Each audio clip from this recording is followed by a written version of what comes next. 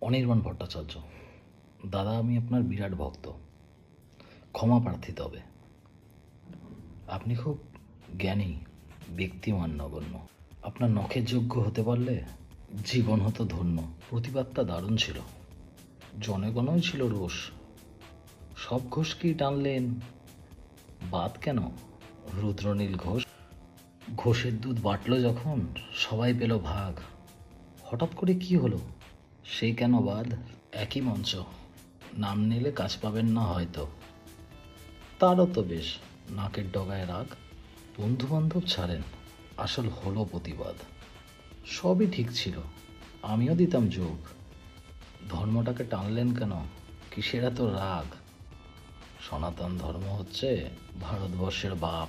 দাদা পিছিয়ে গেলে, দাদা পিছিয়ে গেলে। ধর্ম নিয়ে কেন দাদা করলে টানাটানি?